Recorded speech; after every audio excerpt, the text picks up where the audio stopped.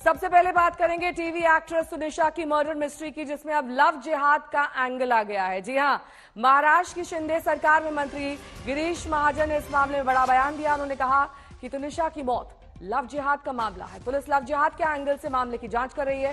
गिरीश महाजन ने कहा कि पिछले कुछ समय से लव जिहाद के मामले बढ़े हैं। महाराष्ट्र सरकार जल्द ही इस पर कानून बनाने पर विचार कर रही है। इससे पहले सिने वर्कर एसोसिएशन ने भी तुनिशा शर्मा केस की एसआईटी जांच की मांग की।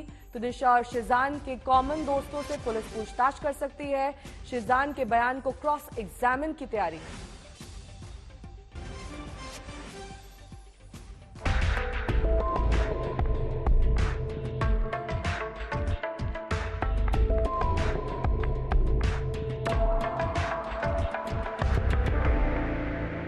क्या इसमें भी कोई लव जिहाद है? और लव जिहाद का ही एक मसला है। मुझे लगता है इसकी पूरी जांच होनी चाहिए।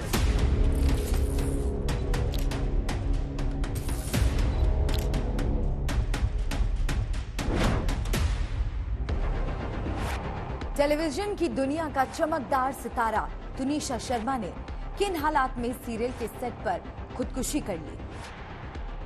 2 दिन बाद भी इस पर अटकलों का दौर जारी है। महाराष्ट्र के मंत्री गिरीश महाजन ने कल नासिक में एक बयान देकर इस केस को नया मोड़ दे दिया।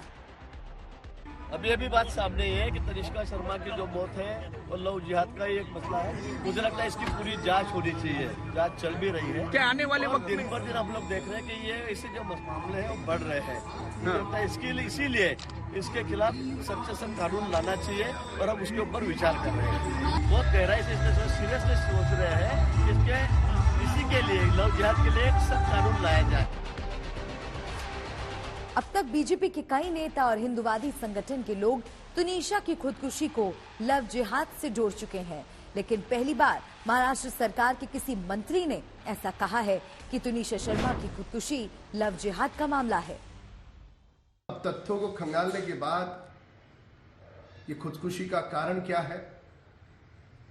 क्या इसमें भी कोई लव जिहाद है या और कोई मामला है? और यदि यह मामला लव जिहाद का है तो लव जिहाद के पीछे कौन से संगठन है, कौन षड्यंत्रकारी लोग हैं? इस मामले की भी तहकीकात पुलिस के द्वारा की जाए। ये लव जिहाद के मामले में हमने सब लोगों ने कहा है कि बहुत ही बड़ा कानून लाना चाहिए। ऐसा कानून लाना चाहिए कि महाराष्ट्र में ऐसे केसेस ना हो और हिम्मत भी ना हो। माननीय देवेंद्र जी, एकनाथ जी पूरा प्रयास कर रहे हैं तो जल्दी ही महाराष्ट्र में ऐसा कानून लाएंगे कि इसके बाद लव जिहाद के मामले इस महाराष्ट्र में नहीं दिखेंगे। इतनी क्षमता सरकार में है, वो निश्चित रूप से काम करेंगी। यह बड़ा दुर्भाग्यपूर्ण है। मैं सरकार से मांग कई बार कर चुका हूं कि आखिर कितनी लाखों हमारी बेटी बहनों के जान चले गए, अभी कितने लाखों सरकार देखती रहेगी। एक निर्भया कांड आया तो तुरंत पॉक्सो एक्ट बन गया और अनेक कानून बन गए, कठोर कानून। आखिर इन जिहादियों के तुष्टीकरण कब तक होता रहेगा? आखिर इन जिहादियों के खिलाफ कठोर कानून क्यों नहीं बनेगा? आखिर कितनी तुनिशा शर्मा या अंकिता शर्मा या अनेक हमारी हिंदू बेटियां इन जिहादियों के चंगुल में अपनी जान गंवाती रहेंगी? हाल के दिनों में देश के अलग अलग हिस्सों में लड़कियों की खुदकुशी या हत्या की ऐसी कई वारदात हुई जिसे बीजेपी और हिंदू संगठनों ने लव जिहाद का रंग देने की कोशिश की, लेकिन महाराष्ट्र पुलिस फिलहाल इस पर चुप है। लव जिहाद का मामला भी जो है, खबरें जो हैं ऐसी थी, उसके एंगल में हम कुछ तपास कर रहे हैं, उसके एंगल में कुछ इन्वेस्टिगेशन हमारा चलने वाला है, या कौन से एंगल में हम इन्वेस्टिगेट करने वाले हैं उसके बारे में बताएं। जो भी इन्वेस्टिगेशन में सामने जो भी आ जाएगा उसी हिसाब से हम इन्वेस्टिगेशन पूरा करेंगे। तुनिशा ने कोई सुसाइड नोट नहीं छोड़ा, लिहाजा खुदकुशी की वजहों पर घना कोहरा है। सच का पता लगाने के लिए सिने वर्कर्स एसोसिएशन ने एसआईटी जांच की मांग की है। सरकार इस पर कठोर निर्णय लेगी और हमारी इस पे मांग ये हम कर रहे हैं कि इसकी मांग एसआईटी से जरिए की जाए। क्योंकि जब मैं सेट पे गया, लोग डर रहे बताने के लिए। मैं प्रोडक्शन मैनेजर से मिला, सेट पे जब मैं जाने लगा मुझे रोका गया, फिर आसपास के सेट के मजदूर से मिला, कलाकारों से मिला, कोई बताने को तैयार नहीं, सब घबराए हुए ये कहानी बहुत बड़ी है। मुंबई में तुनिशा अपनी मां के साथ रहती थी। तुनिशा की मां ने ही अपनी बेटी की मौत के बाद तुनिशा के साथी कलाकार शिजान खान को कसूरवार ठहराया, जिसके बाद पुलिस ने शिजान खान को गिरफ्तार कर कोर्ट में पेश किया, जहां उसे 4 दिनों की पुलिस कस्टडी में भेज दिया है। पुलिस दोनों के करीबियों से पूछताछ कर रही है। तुनिशा और शिजान का फोन जब्त कर पूरे मामले की पड़ताल की जा रही है। मुंबई से पारस दामा, अमित त्यागी और उमेश मिश्रा के साथ आज तक ब्यूरो। तो तुनिशा के परिवार की तरफ से शिजान खान पर गंभीर आरोप लगाए गए हैं, लेकिन तुनिशा और शिजान दोनों को जानने वाले इन आरोपों से हैरान हैं। हालांकि केस में पुलिस में होने की वजह से वो खुलकर कुछ कहने से बच रहे हैं। तो सजान के वकील की तरफ से कहा गया है कि ब्रेकअप बहुत पहले हो गया था, तो अभी नहीं, अभी 10-12 दिन पहले ही तुनिशा की मम्मी ने जीशान को समझाया भी था कि जो भी था पहले इतना ज़्यादा क्लोज आने के बाद अब एकदम से बोलोगे कि ब्रेकअप हो गया तो नहीं कोई समझता है। और दोनों रोज सेट पे शूट करते थे, दोनों को डेली आमने सामने भी आना होता था। तो अब क्या सेट उस दिन क्या हुआ, कल क्या हुआ, क्या पता नहीं। अब पुलिस इन्वेस्टिगेट करेगी तभी पता चलेगा। एंजाइटी के अटैक्स आए थे, क्या उसका रीजन है? एंजाइटी का अटैक उन्हें अभी 10 दिन पहले ही आया था, जिसमें कि वो भी इसी स्ट्रेस की वजह से आया था। आप मानते हैं कि इसमें उनकी मौत के पीछे सुजैन जिम्मेदार है? जी, उसकी मॉम ने जो उसके ऊपर आरोप लगाए हैं शिजान पे, so that is under the investigation. I have really no idea about it, उन्होंने क्या बोला है और क्यों बोला है।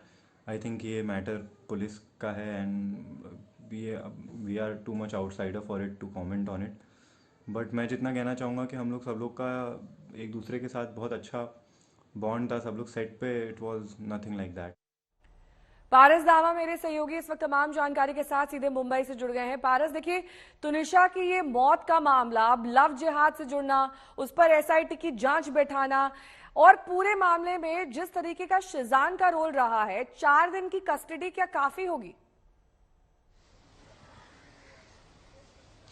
नेहा, बहुत पेचीदा मामला है। इस मामले की पेचीदगी तो देखते हुए 4 दिन की रिमांड जो है वो बहुत ज्यादा महत्वपूर्ण हो जाती है, क्योंकि इन 4 दिनों में वैसे पुलिस हर उस एंगल को खंगालने की कोशिश करेगी जिसके चीजें जो है वो बताई जा रही हैं, जिसकी जो है कयास लगाए जा रहे हैं। ऐसे में ये इस तरीके के जो केसेस होते हैं बहुत पेचीदा होते हैं और हर एक चीजों का जानकारी लाना और महत्वपूर्ण जानकारी लाना बेहद जरूरी होता है। हर एक एंगल को बहुत ही बारीकी से उसका अध्ययन करना बेहद जरूरी होता है। ऐसे में कल जब माननीय वसई कोर्ट के पास वसई पुलिस पहुंची थी तो वहीं यही दलील रखी गई थी कि इस मामले को पूरी तरीके से इन्वेस्टिगेट करना बहुत जरूरी है। उन लोगों को बुलाया जाना जरूरी है, लोगों के स्टेटमेंट रिकॉर्ड करना जरूरी है जो उनके साथ काम करते थे।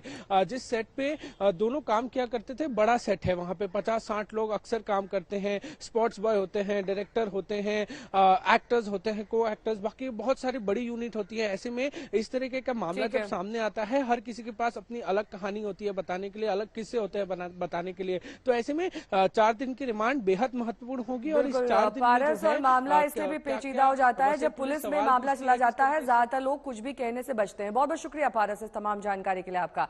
अब बात करेंगे श्रद्धा हत्याकांड की, जिस पर दिल्ली पुलिस के हाथ एक बड़ा ऑडियो सबूत लगा है। दिल्ली पुलिस को आफ्ताब का ऑडियो क्लिप हाथ लगा है। अरविंद ओझा मेरे सहयोगी जुड़ गए हैं तमाम जानकारी के साथ। कब का और किस तरीके का ऑडियो क्लिप है ये अरविंद, और इससे क्या जानकारी मिलती है आफ्ताब के बारे में?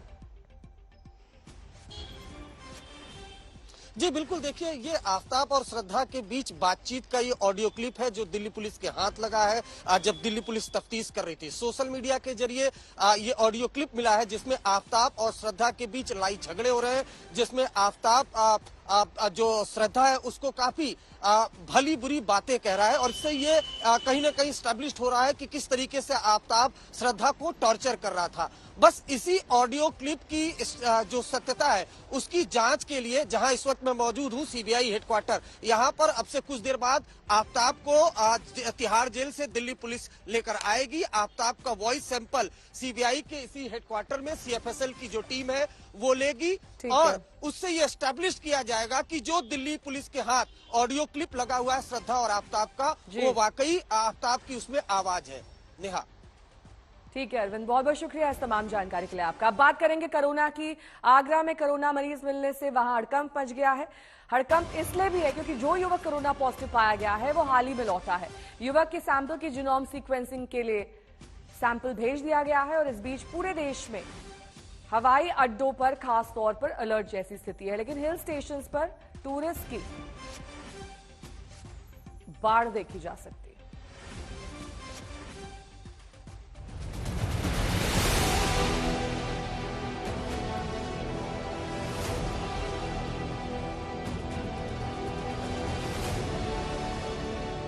हमें मास्क और हाथ धुलने जैसी सावधानियों का और ज्यादा ध्यान रखना है।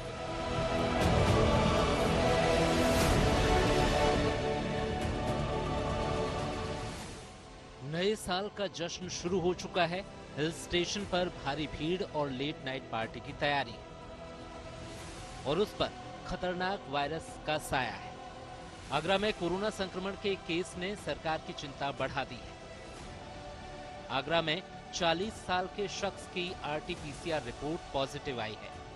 युवक करीब 1 महीने बाद चीन से वापस लौटा है। सैंपल जीनोम सीक्वेंसिंग के लिए लखनऊ भेजा गया है। युवक 22 दिसंबर को दिल्ली पहुंचा था और 23 दिसंबर को आगरा। रिपोर्ट पॉजिटिव आते ही रैपिड रिस्पांस टीम युवक के घर पहुंची।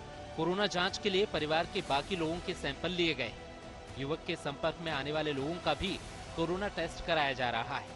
फिलहाल युवक होम आइसोलेशन में है और उसमें कोरोना का कोई लक्षण देखने को नहीं मिला है। यूपी सरकार कोरोना को लेकर पूरी तरह से अलर्ट पर है। देश में कल से बड़ी मॉक ड्रिल होने जा रही है, जिसमें देश की स्वास्थ्य व्यवस्था का परीक्षण होगा। इसके पहले लखनऊ के अस्पतालों में Covid ward, isolation ward, lab और कंट्रोल रूम तक चुस्त दुरुस्त किए जा रहे हैं। एयरपोर्ट पर विदेशों से आने वाले यात्रियों की रैंडम टेस्टिंग की जा रही है। इस बीच शनिवार को दिल्ली एयरपोर्ट पर 455 यात्रियों का कोरोना टेस्ट किया गया, जिनमें से कई लोगों की रिपोर्ट पॉजिटिव आई है। ये सभी सैंपल जीनोम सीक्वेंसिंग के लिए भेजे गए हैं। लखनऊ की किंग जॉर्ज मेडिकल यूनिवर्सिटी में मास्क अनिवार्य कर दिया गया है।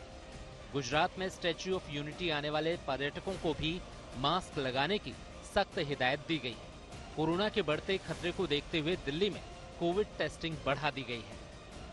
दिल्ली सरकार ने दावा किया है कि पिछले 3 दिन में एलएनजेपी अस्पताल में कोरोना का एक भी मरीज भर्ती नहीं हुआ है। बिहार सरकार अलर्ट मोड में है और रोजाना 50,000 कोरोना टेस्ट किए जा रहे हैं। पर्यटकों की भीड़ को देखते हुए हिमाचल सरकार ने मास्क अनिवार्य कर दिया है। नागपुर में सभी सरकारी और निजी संस्थानों में मास्क लगाने के निर्देश दिए गए हैं। कर्नाटक में आज एक अहम बैठक होने वाली है, जिसके बाद सरकार कोरोना को लेकर नई गाइडलाइंस जारी कर सकती है। देश भर में इस वक्त कोरोना के 3,424 एक्टिव केस हैं। महाराष्ट्र में ये संख्या 148 है। पिछले 24 घंटे में 32 नए पॉजिटिव मरीज सामने आए हैं। लेकिन सरकार की तमाम चेतावनियों के बावजूद लोग मास्क और सोशल डिस्टेंसिंग को गंभीरता से नहीं ले रहे हैं। दिल्ली समेत तमाम शहरों से लापरवाही की तस्वीरें सामने आ रही हैं। आज तक ब्यूरो। समर्थ श्रीवास्तव मेरे सहयोगी इस वक्त तमाम जानकारी के साथ सीधे लखनऊ से जुड़ गए हैं। समर्थ, ये हिस्ट्री और बैकग्राउंड क्या है जो संक्रमित व्यक्ति पाया गया है? नेहा, देखिए ये केस चौंकाने वाला इसलिए है क्योंकि 1 महीने चाइना में वो व्यक्ति रहा है।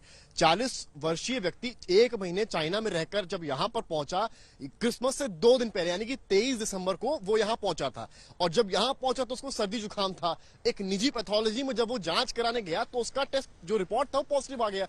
और जब ये रिपोर्ट पॉजिटिव आया तो जो वहां का स्वास्थ्य विभाग था, जो वहां के सीएमओ थे, वहां पर पूरी तरीके से हड़कंप मच गया। हड़कंप इसलिए मचा क्योंकि कहीं और से शायद आता तो इतना शायद चीजें बढ़ती नहीं आगे, पर चाइना में जिस तरह का प्रकोप कोविड का इस वक्त है और वहां 1 महीने अगर कोई व्यक्ति रहकर आया है तो तो वहां पर चीजें वैसी होनी ही थी, जिसके बाद रैंडम सैंपलिंग करवाई गई, पूरे परिवार के सैंपल लिए गए हैं। ये पता किया जा रहा है कि वो व्यक्ति किन किन लोगों से मिला है, क्योंकि जिन भी लोगों से वो मिला है, संपर्क हुआ है, आप मानकर चलिए एयरपोर्ट से आया होगा, उसने कोई टैक्सी ली होगी, फिर वो अपने घर आया होगा, लोकेलिटी वालों से मिला होगा और शायद उसके बाद उसने जाकर टेस्ट कराया होगा। उस पूरे दरमियान उस जितने लोगों से मिला है, क्या प्रशासन उसकी रैंडम सैंपलिंग करवा पाएगा? ये एक सबसे बड़ा टास्क उनके लिए होने वाला है। हालांकि वहां ताजमहल भी है, तमाम टूरिस्ट प्लेसेस हैं, वहां पर रैंडम सैंपलिंग जरूर शुरू हो गई है। यहां का जो यूपी सरकार है वो उसका एक कहना है कि उनकी नजर पूरी तरीके से पूरे केस पर बनी है और पूरे इस तरह के केस जितने आ रहे हैं उन पर बनी है, क्योंकि टास्क बड़ा इसलिए है क्योंकि वो चाइना से आया था और ऐसे कितने लोग हैं जो चाइना से आए हैं, किन किन जिलों में यूपी के आए हैं, ये भी एक बड़ा टास्क है। फिलहाल जीनोम सीक्वेंसिंग के लिए जो है वो केजीएमयू भेज दिया गया है, क्योंकि जो सब वेरिएंट है ओमिक्रॉन का BF7 वो अगर निकलता है तो कहीं ना कहीं खतरे की घंटी होगी और यूपी में शायद वो पहला केस होगा जिस सब वेरिएंट के केसेस चाइना में हड़कंप मचा रहे हैं। इसलिए जीनोम सीक्वेंसिंग बहुत जरूरी है और जीनोम सीक्वेंसिंग के बाद शायद इस पूरे केस की तस्वीर साफ होगी। नंबर 2, इनके जो परिवार के लोग हैं उनकी रिपोर्ट क्या आती है, इस पर भी नजर रहेगी और जितने लोगों से वो व्यक्ति मिला है उनका क्या रिपोर्ट आता है उस पर भी नजर रखनी पड़ेगी। जी ठीक है समर्थ, बहुत बहुत शुक्रिया इस तमाम जानकारी के लिए आपका। राहुल गांधी आज सुबह सबसे पहले राजीव गांधी की समाधि पहुंचकर उन्हें श्रद्धांजलि अर्पित की, फिर गांधी, नेहरू जी, इंदिरा गांधी, शास्त्री जी और वाजपेयी जी को उन्होंने श्रद्धांजलि दी है।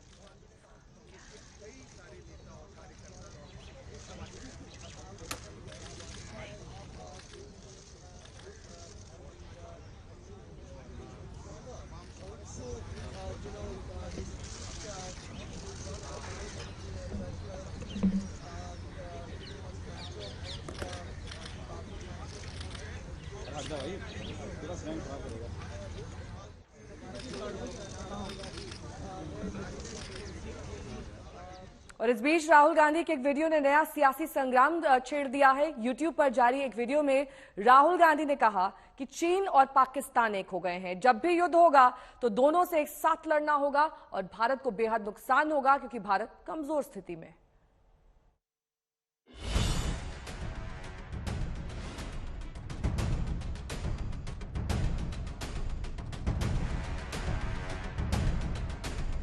चाइना और पाकिस्तान एक हो गए और कोई भी युद्ध होगा वो एक से नहीं होगा, दोनों से होगा, तो देश का बहुत बड़ा नुकसान होने वाला है।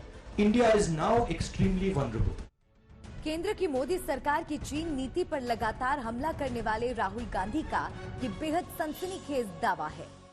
आज एक ही फ्रंट है, मतलब चाइना और पाकिस्तान एक हो गए और कोई भी युद्ध होगा वो एक से नहीं होगा, दोनों से होगा। ये दोनों अब एक साथ सिर्फ मिलिटरीली नहीं कर रहे, इकोनॉमिकली भी काम कर रहे।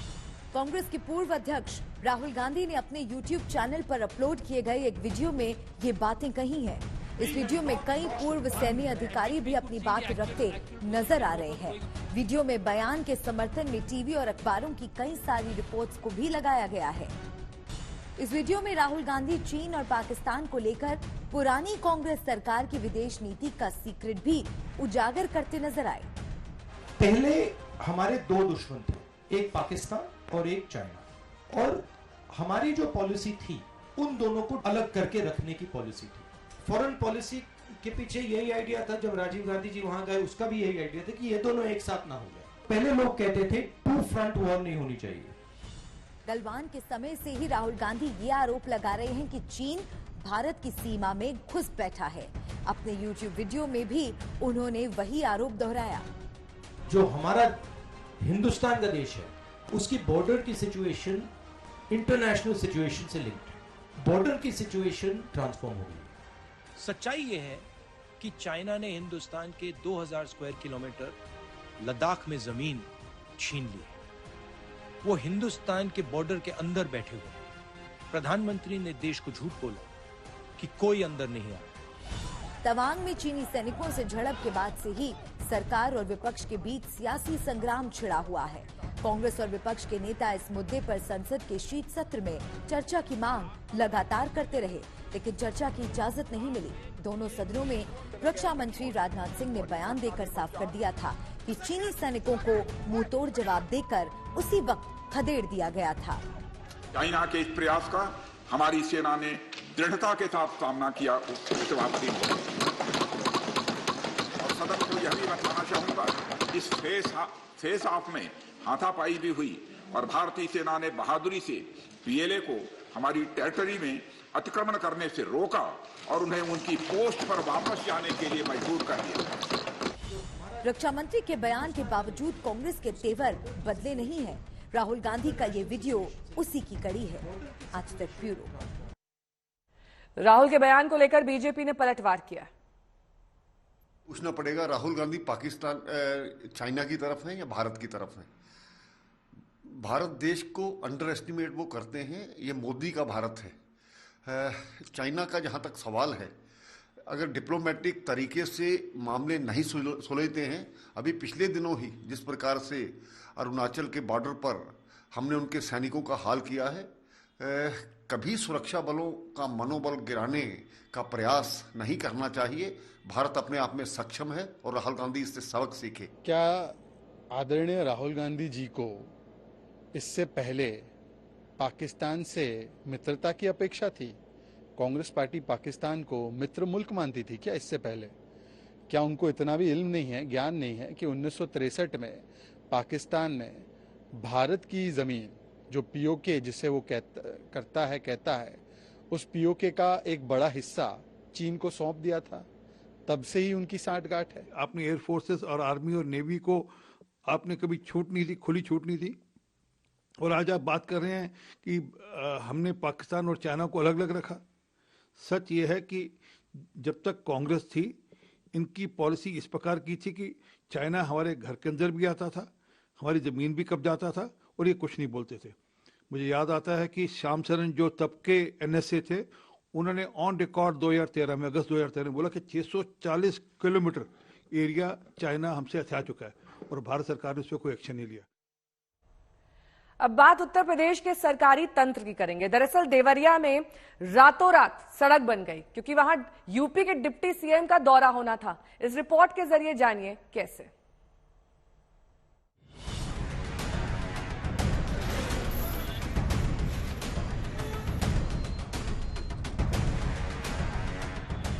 रात का वक्त है और मजदूर काम पर है।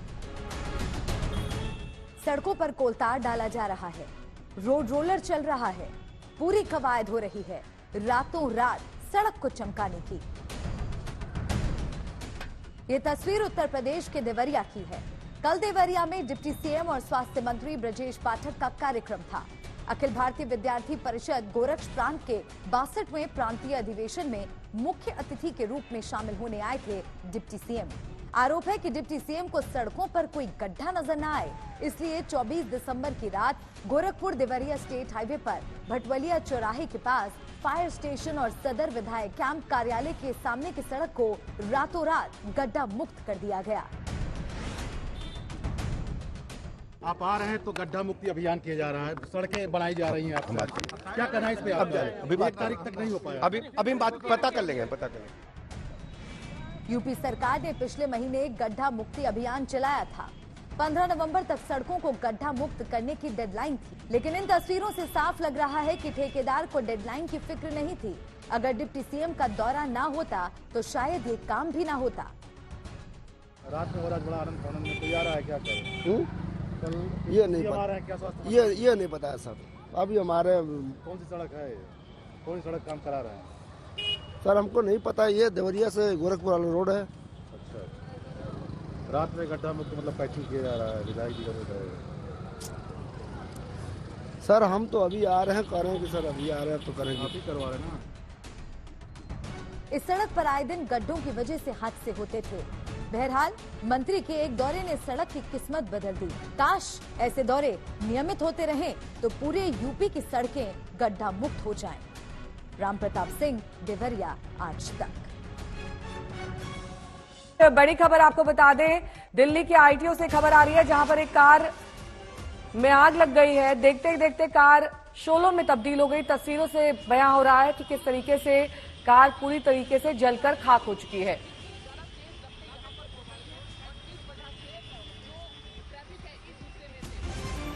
बीच सड़क ट्रैफिक की आवाजाही के बीच ये हादसा, जिसमें बाल बाल बचे कार सवार। फायर ब्रिगेड भी मौके पर पहुंच गई है, आग को बुझाने में लगी है, लेकिन कार पूरी तरीके से क्षतिग्रस्त हो चुकी है। देखने में ये कैब मालूम होती है और ट्रैफिक की आवाजाही के बीच ही अचानक कार में आग लग जाती है। दिल्ली के आईटीओ की यह घटना है और अब आग पर हालांकि काबू पा लिया गया है और गनीमत ये रही कि इस कार में सवार लोग बाल बाल बच गए।